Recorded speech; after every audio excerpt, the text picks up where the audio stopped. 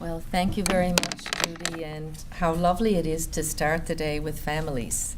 I had a gorgeous evening last night, I have to say. Renee and Carolyn from your foundation took me to dinner, and there were 4 young people there, 16 to 18 years of age. Will was the youngest at 16, and Madison was the oldest at 18. And they were all YIP involved, I would say. And I just have to say it was so very hopeful to to listen really to those young people, talk about what it's like to live here, what it's like to think about the future, what you'd like to do, what your passions are at the moment. These were all 4 young people who have an ability to contribute. And I think there's an angst amongst young people in the world because they see many things going wrong, but they don't see how they can make a difference. And these young people, Will at 16, who's thinking about architecture, they all had summer gigs, all of them. Can you imagine? I think at 16, I hate to think what I was doing at 16, but it was not meaningful. So I guess congratulations to MetroWest for the wonderful work that's going on. And, to start off with Chris and Kate and to see the power of family. I think under the stars, there is no more important institution than the family. And when the family is in trouble, our society is in trouble. So it behooves us to hold the family in the palm of our hands. And this is what you do through your work in the community. You help those families, for whatever reason, are not able to give the children what they need. And it's profoundly unjust if birth is destiny. So the work of MetroWest is based on justice, as Jordan was saying in his very powerful speech. And then we went on to Meg and Sarah.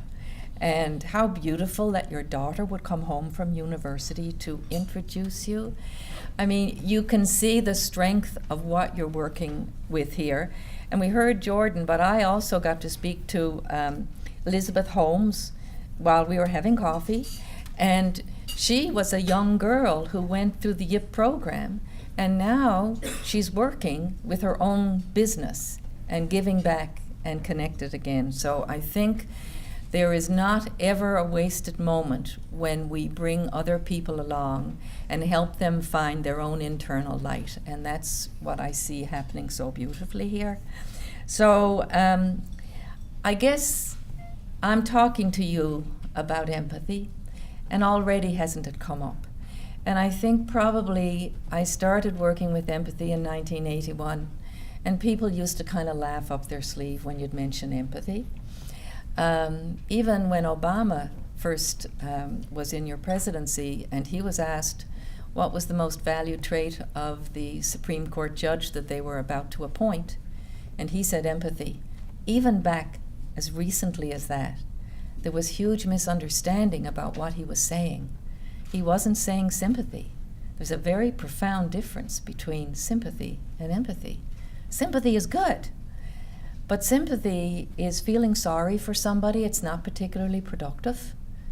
Empathy is profound, and I would say it is the ultimate human trait. It is what allows us to connect to others, and without empathy, we cannot have meaningful relationships. And I think it's a crime that many children are born into this world in circumstances where, for whatever reason, not to blame or shame anybody, but the family does not have the ability to parent in an empathic way. That children grow up, particularly the first year of life is where empathy is most deeply cultivated. It's got a neurological basis, which is a pretty strange thing to be saying. I've said from day dot that love grows brains. And what I meant was that learning happens in the context of loving or nurturing relationships. That you can't take out a flashcard to an infant, and they used to do this, let me tell you, I'm that old, that I remember in the 70s. You're remembering too, I can see a smile. People went nuts on stimulating infants, thinking this is the way to grow a good, smart person. My comeback to that was that it's not instruction that grows brains. It's love is the construction that grows brains. So we are human beings, and to be human is to feel. And little babies, when they're born, in their brains, you cannot disentangle the centers of the brain that work with feeling and cognition. They are the one. They're inextricably linked. And basically, if you think about that, if you want people to learn, they have to feel that they're accepted. They have to feel comfortable. They have to feel liked.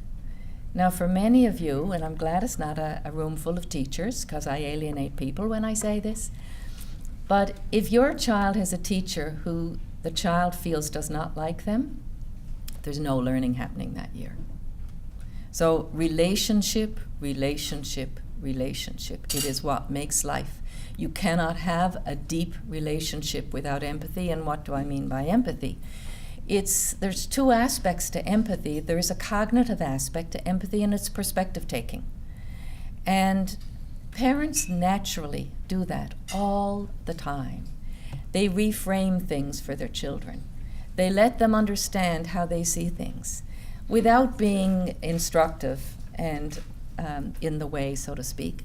But the other brilliant thing that families do, it's the affective side of empathy, and that's emotion. So you have to be able to be fully empathic. You don't just have to be able to understand how another person feels. You have to be able to feel with them. And that's a very big difference. So that you can have cognitive empathy, which is often what is discussed. But it doesn't mean you give a damn. You would not be in your seats today if you just had cognitive empathy. At the base of philanthropy is empathy, that you understand and you care. And you can't just be an armchair empath. You have to have the courage of your convictions, and that's what you're doing with these teenagers here, which is so brilliant. And it's not done through a sense of making up for anything that other people don't have.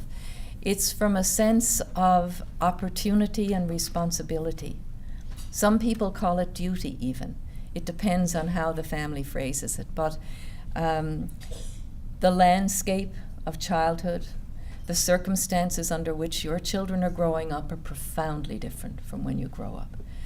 We basically are in the fourth industrial revolution now. We are talking about artificial intelligence. I was at a meeting last week with a group of Canadian Indigenous innovators. And one of the prizes went to a young man who had solved the problem of fly-in on reserve Indigenous communities have great difficulty with getting fresh food because it's so hard to access. And now with the climate disasters, the ice roads are not secure enough for the first time in hundreds of years. So he created a drone that could deliver 50 pounds of food, transformed the community. So I think this whole ability to understand how our children are growing up, their influences are beyond the scope of what you are able to protect and offer. And we can't hide them away. We can't protect them from the future. We can insulate them with good judgment. We can insulate them with care and protection. But, you know, the world they're living in is going to be driverless cars. It's already a gig economy. There's not a whole lot of space for individuality. And as Jordan mentioned, there is a crisis of connection. In fact, I was just asked by NYU to write a chapter of a book on the crisis of connection. And I was in the solution section, and I find it so interesting that when I speak at conferences, the neuroscientists open, and they give you this devastating picture of we're going to hell in a basket, basically. And then I come on and I say, but if we cultivate empathy in children, they are 100% of our future. And they will change the world child by child. It has nothing to do with the balance of your bank account. It has to do with the balance of your heart account. Because when children have the capacity to understand their own feelings, and I can tell you, a lot of the violence that happens in youth in the world, a lot of the domestic violence, comes out of an inability to understand your rage. A lot of people have reason to be raging.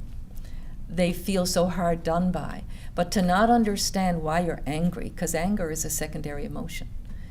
So to be able, in the Roots of Empathy program, which I'll show you a little clip about in a minute, the idea is through the little tiny baby, the most vulnerable and the most human we will ever be, a baby who has the capacity to connect profoundly to us, but they can't walk, they can't talk. We know that 65% of our communication is body language, and another 10 is the tone of voice. Well, there you've got 75% communication, that little baby. A baby cries, we're there. They don't say, I have a problem, I'm feeling lonely at the moment. They don't say, but they communicate very clearly to us. So this whole idea of helping children develop emotional literacy so that they will understand themselves, and it's only in that process that you learn the vocabulary of how a baby feels. And that's not threatening. So that you can flip that experience. We have trained instructors, we have a curriculum, we have a 9-month-long program. It's in the classroom, it's brought to the children at a universal level. We don't bring in the children who are having difficulties, it's the classroom. Why? Because next to the family, it's the most influential institution in childhood. You will have faith-based institutions which can have profound, who else gets your child? 5 hours a day, 5 days a week, 10 months a year. That's a lot of influence. So the children influence one another. We don't let the classroom teacher teach this program because we want them to watch their children. We want them to see their worst headache being wonderful. We want them to be able to see their children positively. We want them to recognize their own emotional literacy. And we want them in recognizing the temperament traits of a little baby, which are, they're genetically predisposed to different types of temperaments. For example, intensity. There's a continuum for intensity in the world. Now, you know, if you have a child who had frequent meltdowns in the preschool years and experiences disappointment profoundly, and you have to pull them down off the ceiling with their excitement, these are children you don't take to Disneyland. But children who are highly emotionally intense, it is not a character flaw. It is a predisposition to how you see life, how you respond to life. And when you help children in a classroom understand, even to get a vocabulary for their own feelings, and then to be able to recognize, we teach them how to read emotional cues in their friends, and then to be able to realize that the way we see the world, that we're very emotionally reactive possibly, or if you're very low intensity, people think you're not very happy. That if they announce some big trip or going to the zoo, and you don't show an appropriate excitement level, the adults often think that, well, that wasn't much fun. It all depends on how we face life. So what I'd like to do is show you, Erica, if you could cue up the video, please. I'd like to show you a 2-minute video. Just cue it, don't start it yet, if you don't. It'll start as soon as I click it. Okay, well, hang on a jiffy. So I was so interested to read the word experiential in the little booklet, because what we do that is quite unique is we work experientially with children, because as I was saying earlier, there's no flashcard for kindness. You cannot instruct children into having good character and being empathic. It is exclusively relational, and it is exclusively experiential. So anyhow, in this little video, you can see how experiential learning works. It's why in the old days, I used to be a teacher 100 years ago, and we used to take children on field trips. Why? Because you have your deepest learning on field trips. Why? Because you combine cognition and emotion, which is why if you have a stroke when you're 90, you will remember your nursery rhymes and you won't remember your partner. deep learning is early learning, and it is the combination of those two things. So you will see experiential learning. The neuroscientists who chase me around, and it's so interesting because normally programs are looking for research and credibility through researchers coming in and looking at your program and saying why it works or why it doesn't work or what you should do. But you pay gobs of money and you ask them for this help. The researchers, the neuroscientists, come to Roots of Empathy to see, how did you know that love grows brains? How did you know it was all about the attachment relationship in the first year of life? And how did you know that the common denominator in violence is the absence of empathy? You just have to be still and listen and watch to know all of these things. And in this world, we do, says she talking, we do too much talking and not enough listening. And the most profound things are already in the minds and hearts of our children. They don't need to be taught, they need to be unlocked, they need to be nurtured. So here you will see little baby May, who is at this point 8 years old. Now baby May can't crawl yet. We teach the children yet, because all of us are a work in progress. So if you're a child in school who's having trouble with maybe with reading, when you get the message constantly in Roots of Empathy that baby May is going to learn to crawl, but just not yet, that we have to respect her innate timetable for growth, that all of us get frustrated. So you'll see baby May, and we're wicked, you know, we set up frustrating situations for the baby so the children can see how hard babies will try to reach their goal. And theory of mind, that they understand babies do have plans, babies do have ambitions, and babies do have feelings, and their bodies are theaters of emotion.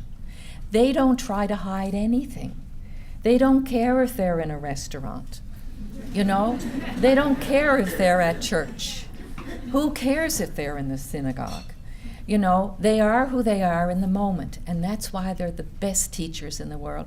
This is what their uniform is. And in case they're backing onto you, and they don't threaten anyone, babies. Children identify with the vulnerability in the baby, so that when you flip the experiences from the green blanket back to the children's lives, nobody feels threatened. And in fact, children do the most incredible things. They become empathic, and rather than making fun of somebody, they help them. So you'll hear one little boy, and this isn't a school in an impoverished area in Toronto. We call this school our Centre of Excellence. It's got the worst math score in the province, but it's got potential. 60% of the children were not born in Canada. So English as a second language, as you were mentioning, you were involved with. They are encouraged to make mistakes. They're encouraged to try, put a stake in the ground, put yourself out there. We call it a participatory democracy. We build consensus. Children have to make decisions together in small groups, what is the best way to diaper a baby. Now that's a pretty big consideration when 5 of you have to come to one decision. It means you have to listen. It means you have to be prepared to change your opinion on things based on new information. Sometimes that activity goes on, that one little question. We say there's 3 C's you have to be thinking about in this. Take the perspective of comfort to the baby. Take the perspective of cost to the family. Take the perspective of cost to the environment. So the children have to work together to solve a problem. We need to take that to the Middle East. We need empathy. We need consensus building. Not just in our playrooms, but in our boardrooms and in our war rooms. If we don't go packed up with empathy, we cannot come with our best human suit. So here you'll see baby May learning through failure. Our children are not allowed enough failure. You know, Jonas Salk had 49 attempts to develop the Salk vaccine for polio, which has changed the future of children in this country, in every country. but he took 49 failures to get there. He didn't call them failures. It was learning how to do it differently. So babies are inspirational. It's not just their love magnets. The thing is, you can say to the children, were we not all little babies? So what about if little baby May comes to school and somebody says to her, you can't play? Well, the children are more than horrified that anyone would be mean to little baby May. But when they find baby May in themselves, because you have to love yourself first, you have to have self-empathy before you can have empathy for others. And if you're feeling shortchanged and angry in the world all the time, when someone knocks your book out of your hand by mistake, depending on what your experiences are, you punch or you take out the knife. And we cannot have that kind of impulsive, defensive response activity in the world. This is something, and there's a load of research to say that these little children and all the children in all the countries, we're now in 7 languages, they find themselves in the baby maze. And they forgive themselves. They allow themselves to make mistakes. Okay, Erica, let her rip. That's the Roots of Empathy instructor, and that's her mommy.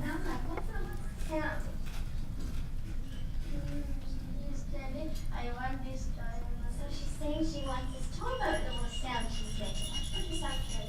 Let's see what happens. Okay, now is this, do you think she'll be able to get this? Let's watch her. What is she going to do?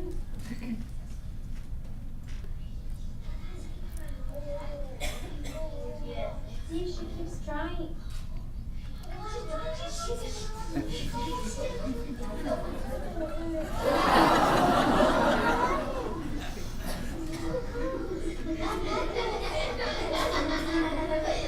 What happened? Can I pick you up? You need help? Did she get upset when she tipped over? No. No, so is she easily frustrated? No. No, she's not. Let's try and put her back. Put her back a little bit closer again. Good. I think she's ready to do something else. Let's see if she tries again. Can you try again? What do you think? Do you think she wants to try? No. He wants to try again. Do you think she wants to try again? See, look at her body's reaching. Let's try and see what happens. Is anybody trying to roll over? She kept trying.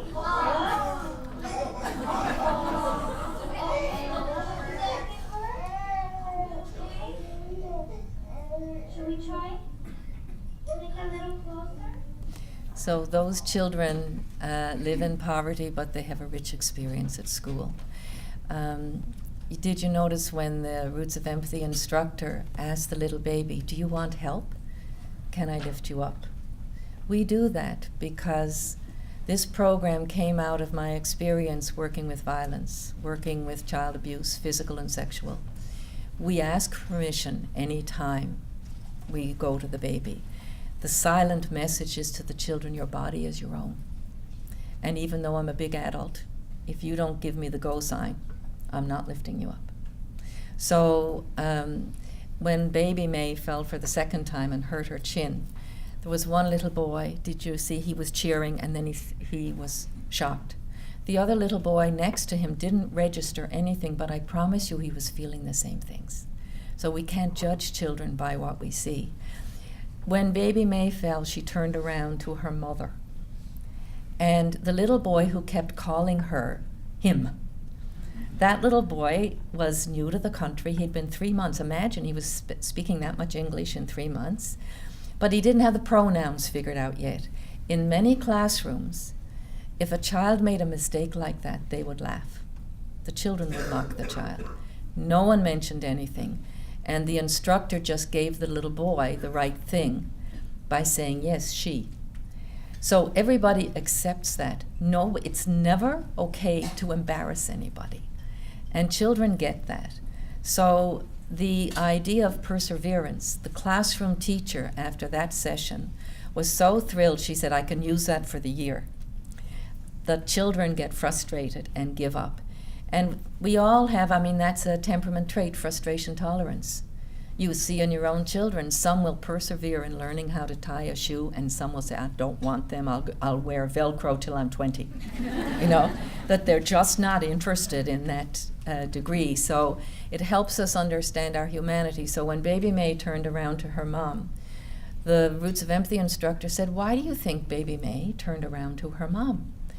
And the children said, because she was asking her mom if she was okay. Now that's exactly what secure attachment relationship is.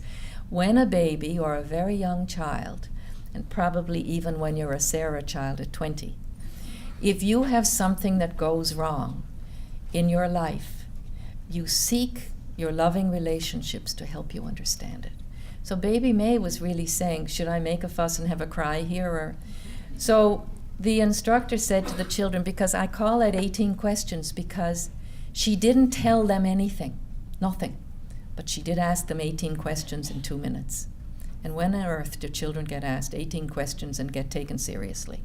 The only answers were to repeat the answer or to say yes, So this little boy who's struggling with English but very proud and confident, he said, the mommy said, you're good to go. And she said, and how did the mommy say you're good to go? Because the mommy didn't say anything. He said, she did this and then she did that. Meaning they're there and your chin's okay. So children are brilliant at understanding the emotional life of a baby. We have in our program children from all walks of life. And I think one of the most profoundly damaged children that I met was in a grade 7 and 8 mixed grade in the 90s. I've been at this now 23 years in the Roots of Empathy, other programs before. And this young boy, when he was 4 years old, his mother was murdered in front of his eyes. So pretty well everybody in his family was already in jail. There was no one to take him. He was put in foster care situations, one after the other after the other. Why? Because he was violent. Why was he violent? Because he was so angry. Nobody loved him. So when he came to this classroom, he had stopped being violent to others. He was self-inflicting in his violence. He had shaved his head. This is the late 90s. I know kids shave their heads now. It's quite fashionable. It wasn't then. He had a ponytail at the top. He had a green tattoo at the back of his head, trying to look menacing. So the one day the mother was explaining to the children that she had wanted a very cuddly baby. And who did she get but Miss Independence, who wouldn't go in the snuggly chest to chest, but out this way, didn't want to be wearing fancy clothes or anything like that. And then the bell went, and the Roots of Empathy instructor said, would anybody like to try on the snuggly? That's the sort of the carry bag for the baby.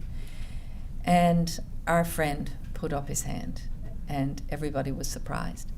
So he was given the snuggly, and it was all put on him. And the Roots of Empathy instructor said to him, would you like to put the baby in the snuggly? And he beamed, and he said yes, and the mother looked mildly horrified. So they were all together. So having heard her say that the baby will only face out, he took the baby and he put the baby chest to chest. And that little baby molded to him. And then he went over in the corner and he started this, the seasick rocking that parents sometimes do. He'd been watching it. So he's holding the baby, around the snuggly, and he's rocking for about a few minutes, and the mother's eyes never broke glance. And the bell had gone, and the kids were pretty well all leaving for lunch. He came back, and he very gently took the baby out of the snuggly and gave it to the mother. And he said to the Roots of Empathy instructor, do you think that if no one has ever loved you, you could still be a good father? So, we can't give up on anybody. Empathy can be engendered at any stage of life. It takes a connection. It takes caring. The work that you're doing here in the foundation is so beautiful. I feel it's almost a continuum. We only work with the little children. We only work with them up till when they go to middle school. Well, I'll tell you one last story before I leave you. There was another little boy who was in foster care. That child, in that grade 7, 8, he said, I've run out of fingers. When I asked him how many homes he'd been in, now he's in group homes, at that point, more than 10. So you can imagine what that does for a child's sense of who they are. So this one little boy who was 7 and in foster care, and I don't know that the children knew he was in foster care. So he said one day the mom was leaving the room after the visit, and he ran after her. So the teacher noticed. The teacher ran after the little fellow, thinking that he wanted to go home with the mother, because you know when you're in the presence of love. You don't have to be told, you know. So the mom turned around and said to the little fellow, did you want to tell me something? Because they tell the mothers and the fathers the most beautiful things, write them notes and everything. He said, no, I have a question. Because they always start with questions each session. He said, I want to know where love comes from. So the poor mother was tearful. The teacher had to take over. That he so appreciated the love in that relationship. So it's all about the Martin Buber, the I and thou. It's all about, probably Pink Floyd. Anyone remember Pink Floyd from the old 70s? Good. I'm not alone. Strangers passing in the street, by chance two glances meet. I am you, and in you I saw me. That's what we need. That's what you're doing. And I think the only person kids are destined to become is the person they decide to be. And they get so much coaching here, and I really commend you, and I'm so happy you asked me to come and speak with you so that I can encourage the work you do. And I'm tweeting. I've got your hashtag. So all the very best to you and this wonderful work. Thank you.